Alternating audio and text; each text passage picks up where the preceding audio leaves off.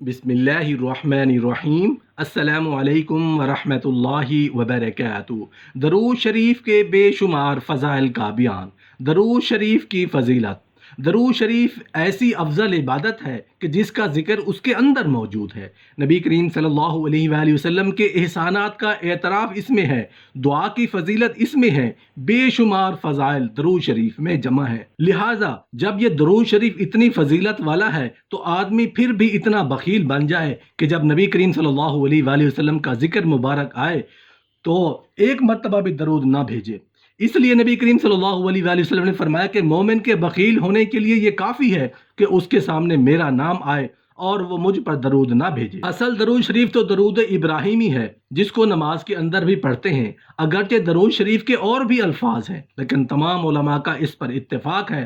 کہ افضل درود شریف درود ابراہیمی ہے، کیونکہ نبی کریم صلی اللہ علیہ وآلہ وسلم نے براہ راست صحابہ کو یہ درود سکھایا۔ اسی طرح مجھ پر درود بھیجا کرو۔ البتہ یہ بھی نبی کریم صلی اللہ علیہ وآلہ وسلم کا اسم مبارک آئے تو ہر مرتبہ چونکہ درود ابراہیمی کا پڑھنا مشکل ہوتا ہے، اس لیے درود شریف کا آسان اور مختصر جملہ یہ تجویز کر دیا کہ صلی اللہ علیہ وآلہ وسلم۔ اس کے معنی یہ ہے کہ اللہ تعالیٰ ان پر درود بھیجے اور سلام بھیجے، اس میں درود بھی ہو گیا اور سلام بھی ہو گیا۔ لہٰذا اگر نبی کریم صلی اللہ علیہ وآلہ وسلم کا اسم گرامی سنتے وقت صرف صلی اللہ علیہ وآلہ وسلم کہہ لیا جائے یا لکھتے وقت صرف صلی اللہ علیہ وآلہ وسلم لکھ دیا تو درود شریف کی فضیلت حاصل ہو جاتی ہے۔ رسول اللہ صلی اللہ علیہ وآلہ وسلم نے فرمایا کہ جب آدمی کوئی اہم بات شروع کرے یا اہم بات لکھے تو اس سے پہلے اللہ تعالیٰ کی حمد و ثنا کرے اور پھر نبی کریم صلی اللہ علیہ وآلہ وسلم پر درود بھیجے، اس کے بعد اپنی بات کہے یا لکھے۔ چنانچہ آپ نے دیکھا ہوگا کہ تقریر کے شروع میں ایک خطبہ پڑھا جاتا ہے، اس خطبہ میں اللہ تعالیٰ کی حمد اور توحید کا بیان ہوتا ہے اور نبی کریم صلی اللہ علیہ وآلہ وسلم پر درود اور آپ کی رسالت کا بیان ہوتا ہے۔ اور اگر مختصر وقت ہو تو آدمی صرف اتنا ہی کہہ لے نحمدہ ونصلی علی رسولہ الکریم، یعنی ہم اللہ تعالیٰ کی حمد کرتے ہیں اور نبی کریم صلی اللہ علیہ وآلہ وسلم پر درود بھیجتے ہیں۔ جب ہاتھ پاؤں سن ہو جائیں تو حدیث شریف میں ہے کہ اگر تم میں سے کسی شخص کا ہاتھ پاؤں سن ہو جائے، یعنی ہاتھ یا پاؤں سو جائے اور اس کی وجہ سے اس کے اندر احساسات ختم ہو جائیں اور وہ شل ہو جائے، اس وقت وہ شخص مجھ پر درود شریف بھیجے۔ اللہم صلی علی محمد وعلی آل محمد کما صلیت علی ابراہیم وعلی آل ابراہیم انک حمید مجید۔ جب نبی کریم صلی اللہ علیہ وآلہ وسلم نے اس موقع پر درود شریف پڑھنے کی تلقین فرمائی ہے تو اس سے یہ ظاہر ہوتا ہے کہ درود شریف پڑھنا اس بیماری کا علاج بھی ہے، اور اللہ تعالیٰ کی رحمت سے امید یہ ہے کہ درود شریف پڑھنے سے سن ہو جانے کا اثر ختم ہو جائے گا۔ میں کہتا ہوں کہ یہ اس بیماری کا علاج ہو یا نہ ہو، لیکن ایک مومن کو حضور اقدس صلی اللہ علیہ وآلہ وسلم پر درود بھیجنے اور درود شریف کی فضیلت حاصل کرنے کا ایک موقع ملا ہے، لہٰذا اس موقع کو غنیمت سمجھ کر ایک مسلمان کو اس وقت درود شریف پڑھنا چاہیے۔ اسی طرح مسجد میں داخل ہوتے وقت اور مسجد سے نکلتے وقت بھی درود شریف پڑھنا مستحب ہے۔ چنانچہ مسجد میں داخل ہونے کی مسنون دعا یہ ہے اللہم افتح لی ابواب رحمتک، اور مسجد سے نکلنے کی مسنون دعا یہ ہے اللہم انی اسألک من فضلک ورحمتک۔ روایت میں آتا ہے کہ ان دعاؤں کے ساتھ بسم اللہ اور درود شریف کا اضافہ بھی کر لینا چاہیے، اور مسجد میں داخل ہوتے وقت اس طرح دعا پڑھنی چاہیے بسم اللہ والصلاة والسلام علی رسول اللہ اللہم افتح لی ابواب رحمتک، اور مسجد سے نکلتے وقت اس دعا کو پڑھنا چاہیے کہ بسم اللہ والصلاة والسلام علی رسول اللہ اللہم انی اسألک من فضلک ورحمتک۔ لہٰذا ان دونوں موقع پر درود شریف پڑھنا مستحب ہے۔ ان دعاؤں کی حکمت کیا ہے؟ اللہ تعالیٰ نے مسجد میں داخل ہوتے وقت اور مسجد سے نکلتے وقت یہ دو عجیب دعائیں تلقین فرمائی ہیں۔ فرمایا کہ داخل ہوتے وقت یہ دعا کرو کہ اے اللہ میرے لیے اپنی رحمت کے دروازے کھول دے، اور مسجد سے نکلتے وقت یہ دعا کرو کہ اے اللہ میں آپ سے آپ کا فضل مانگتا ہوں۔ گویا کہ مسجد میں داخل ہوتے وقت رحمت کی دعا مانگی اور مسجد سے نکلتے وقت فضل کی دعا مانگی۔ علماء نے ان دونوں دعاؤں کی حکمت یہ بیان فرمائی کہ قرآن کریم اور احادیث مبارکہ میں عام طور پر رحمت کا اطلاق آخرت کی نعمتوں پر ہوتا ہے۔ چنانچہ جب کسی کا انتقال ہو جاتا ہے تو اس کے لیے رحمہ اللہ یا رحمت اللہ علیہ کے الفاظ سے دعا کی جاتی ہے،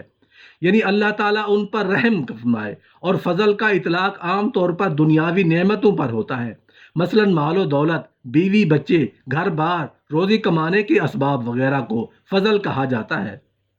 لہٰذا مسجد میں داخل ہوتے وقت یہ دعا کرو کہ اے اللہ میرے لیے رحمت کے دروازے کھول دیجئے، یعنی آخرت کی نعمتوں کے دروازے کھول دیجئے، اور مسجد میں داخل ہونے کے بعد مجھے ایسی عبادت کرنے کی توفیق عطا فرما اور اس طرح آپ کا ذکر کرنے کی توفیق عطا فرما جس کے ذریعے آپ کی رحمت کے یعنی آخرت کی نعمتوں کے دروازے مجھ پر کھل جائیں اور آخرت کی نعمتیں مجھے حاصل ہو جائیں۔ اور چونکہ مسجد سے نکلنے کے بعد یا تو آدمی اپنے گھر جائے گا یا ملازمت کے لیے دفتر میں جائے گا یا اپنی دکان پر جائے گا اور کسب معاش کرے گا، اس لیے اس موقع پر یہ دعا تلقین فرمائی کہ اے اللہ مجھ پر اپنے فضل کے دروازے کھول دیجئے، یعنی دنیاوی نعمتوں کے دروازے کھول دیجئے۔ آپ غور کریں کہ اگر انسان کی صرف یہ دو دعائیں قبول ہو جائیں تو پھر انسان کو اور کیا چاہیے؟ اس لیے کہ دنیا میں اللہ کا فضل مل گیا اور آخرت میں اللہ کی رحمت حاصل ہو گئی۔ اللہ تعالی ہم سب کے حق میں ان دونوں دعاؤں کو قبول فرمائے، آمین۔ اور جب یہ عظیم الشان دعائیں کرو تو اس سے پہلے ہمارے نبی کریم پر درود بھیج دیا کرو، اس لیے کہ جب تم ہمارے نبی کریم صلی اللہ علیہ وآلہ وسلم پر درود بھیجو گے تو چونکہ وہ درود ہمیں قبول ہی کرنا ہے، یہ ممکن نہیں کہ ہم اس کو قبول نہ کریں، اس لیے ہم تو قبولیت کا پہلے سے اعلان کر چکے ہیں، اور جب ہم درود شریف قبول کریں گے تو اس کے ساتھ تمہاری یہ دعا بھی قبول کر لیں گے، اور یہ دعائیں قبول ہو گئیں تو دنیا اور آخرت کی نعمتیں حاصل ہو گئیں۔ اس لیے مسجد میں جاتے وقت اور نکلتے وقت درود شریف ضرور پڑھ لیا کریں۔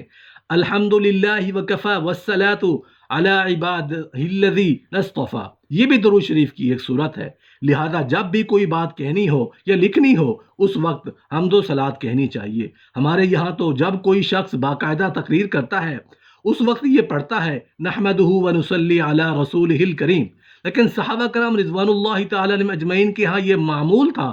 کہ کسی بھی مسئلے پر بات کرنی ہو، چاہے وہ دنیوی مسائل ہوں کیوں نہ ہوں، مثلا خرید و فروخت کی بات ہو یا رشتے کی بات پڑھے، تو بات شروع کرنے سے پہلے حمد و ثنا اور درود شریف پڑھتے، اس کے بعد اپنے مقصد کی بات کرتے۔ چنانچہ اہل عرب کے اندر ابھی تک اس کی جھلک اور اس کا نمونہ کچھ موجود ہے کہ جب کسی کام کے مشورے کے لیے بیٹھتے ہیں تو پہلے حمد و ثنا اور درود شریف پڑھتے ہیں۔ ہمارے یہاں یہ سنت ختم ہوتی جا رہی ہے، اس سنت کو زندہ کرنے کی ضرورت ہے۔ غصہ کے وقت درود شریف پڑھنا، علماء کرام نے فرمایا کہ جب آدمی کو غصہ آ رہا ہو اور اندیشہ ہو کہ غصے کے اندر کہیں آپے سے باہر نہ ہو کر کوئی کام شریعت کے خلاف ہو جائے یا کہیں زیادتی نہ ہو جائے، کسی کو برا بھلا نہ کہے یا کہیں غصے کے اندر مار پیٹ تک نوبت نہ پہنچ جائے، اس وقت غصے کی حالت میں درود شریف پڑھ لینا چاہیے۔ درود شریف پڑھنے سے انشاءاللہ غصہ ٹھنڈا ہو جائے گا اور وہ غصہ قابو سے باہر نہیں ہوگا انشاءاللہ۔ غصہ عرب کے لوگوں میں آج تک یہ بڑی اچھی رسم چلی آ رہی ہے کہ جہاں کہیں دو آدمیوں میں کوئی تکرار اور لڑائی کی نوبت آ گئی تو فوراً اس وقت ان میں کوئی یا کوئی تیسرا آدمی ان سے کہتا ہے کہ صلی اللہ علیہ نبی، یعنی نبی کریم صلی اللہ علیہ وآلہ وسلم پر درود بھیجو۔ اس کے جواب میں دوسرا آدمی درود شریف پڑھنا شروع کر دیتا ہے